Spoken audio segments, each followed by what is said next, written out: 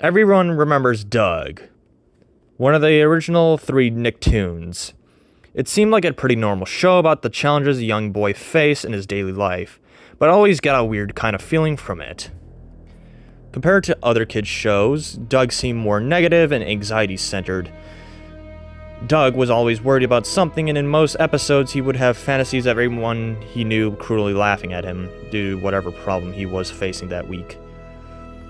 Doug always came through in the end, though, and every episode ended with him writing in his journal about how he had overcome his blown out of proportion problem. In 2005, I began to have dreams about the show for no reason. I cannot remember the details, but they made me want to see it again. The show had not even been in reruns for years and at that point, so I could not think of any way to watch it. To my surprise, however, it came back for 1 week in the fall of 2005, airing at 6 o'clock a.m. on weekdays. I watched it for all 5 days. The first 4 were episodes I remembered, but they did not sync up with my memories perfectly. It had been a while, so I had just chalked up to the flaws in my memory. The Friday episode, though, was something I was positive I had never seen before. It started with a normal intro with the line drawings, but the characters never appeared. The lines continued as normal, reacting if it was the normal characters were there. The intro ended. It showed Doug in a dark room, writing in his journal. He was not narrating his writing like he usually did. He just silently wrote for about a minute. The screen faded out and the usual episode title screen appeared, yet there was no skit at the time. There were just giant letters forming the title Doug's Real Life.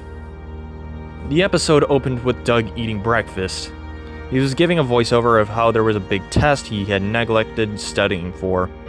As his family was having a normal conversation, the screen started flashing. The flashes seemed to be showing something, but they did not last long enough for me to figure out what they were revealing. Doug left his house and began walking to school. During his stroll, he had one of his fantasies about his life being ruined. Mrs. Wingo announced that Doug had flunked the test, and the entire class started laughing at him, their heads swirling around Doug.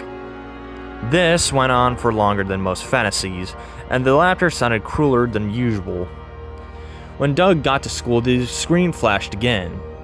This time it stayed on the new image, or rather the new animation style. Many objects had changed colors, mainly darker. It resembled a negative film. Doug was walking through the school hallway, which was full of kids who'd never been seen on the show before. No one paid any attention to him. After he got to his desk, the animation switched back to normal. Suddenly, for no reason, the scene changed to after school had ended. Doug was walking home, worrying to himself about the test. Upon reaching his house, his dog Porkchop greeted him. Doug began talking to him until the screen flashed. Porkchop turned into a hunk of rotting meat, and Doug's house became decrepit. Doug went into his house and acted as if he was talking to someone, though it was completely deserted. After interacting with invisible people for a while, he sat down at an empty table. The screen flashed again, and Doug's family was there with him eating dinner. The phone rang, and Doug's mom answered it. Doug instantly thought it was his teacher telling him about the flunking the test. Doug had a fantasy about his parents yelling at him for failing. In it, they grew to be gigantic, and their faces became twisted and dark red.